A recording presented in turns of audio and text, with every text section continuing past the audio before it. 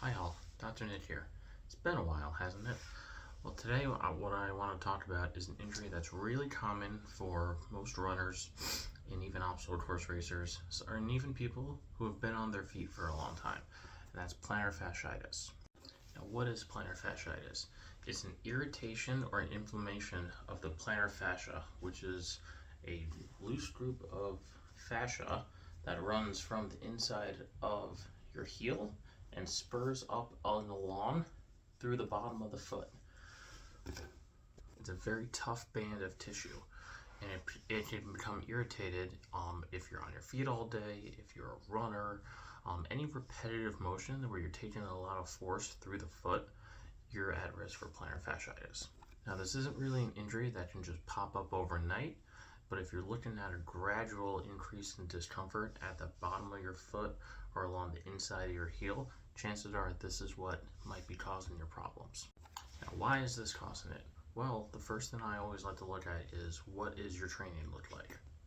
Which means, have you had a huge increase in volume? Have you had a huge increase in speed?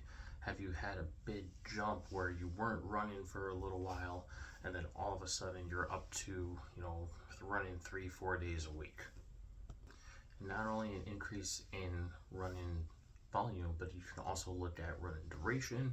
So if you're looking at going from running 20 minutes a day to running 60 minutes a day every day, that can be a big increase, as well as running speed. Now, why does this area in particular get irritated? Well, it becomes irritated because the calcaneus, so your heel bone, is going to be drifting inwards a little bit, and that's going to be causing that irritation along the inside of your heel. Now, that drift can be caused by a number of different factors. One, it could be ankle mobility limitations, it could be running mechanics, it could be hip mobility. There's a number of things that can cause that buildup and that irritation along that plantar fascia instead of transferring where it needs to go, which is your muscles. How do we go about fixing this? Well, first and foremost is something I've already mentioned. Look at your training volume. So maybe back off the distance, back off the speed, back off the intensity. Do something where you can still run, but maybe not as intense to flare anything up. Because the last thing we want is for you to stop training for whatever race or even stop training for your health.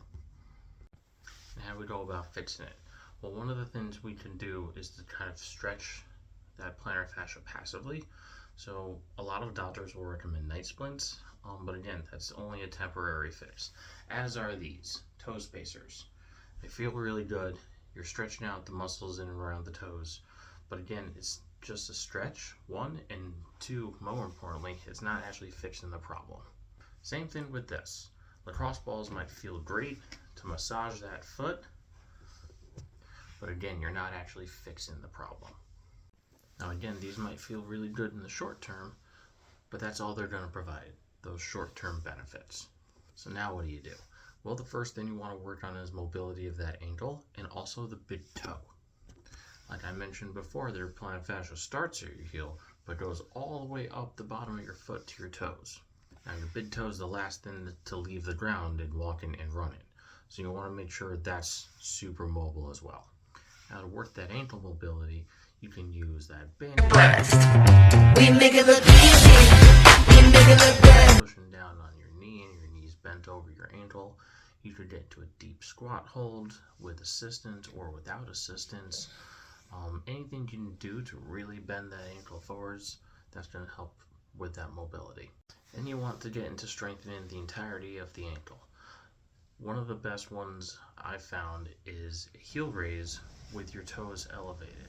So again, you're promoting that big toe extension while also pushing your foot up and really engaging that stretch of that plantar fascia while you're doing a heel raise. So this is an active way to stretch and immobilize that area. Now, I hope you didn't throw out your lacrosse ball, because this is a great tool to use to help support that arch and support that plantar fascia with a post-tib heel raise.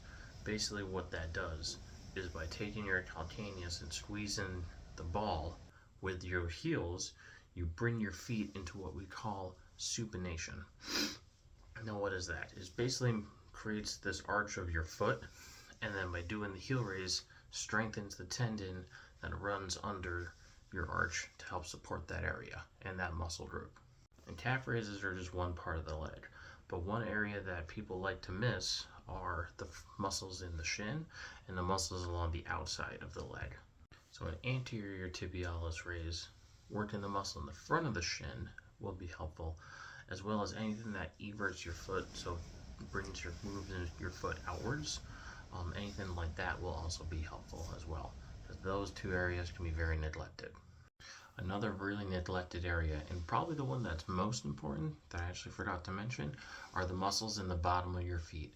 There's a lot of muscle groups there as well. So anytime you're working on on curling your toes, splaying them wide, anything to get those small little muscles working is a godsend for those with plantar fascia. This is your point of contact, so this is the one that's probably the most important in this injury. Now, like I mentioned earlier, maybe the ankle and the foot and the toes move good, then it's just maybe got a little angry down there. So you gotta look higher up. Don't neglect looking at the hip and the knee.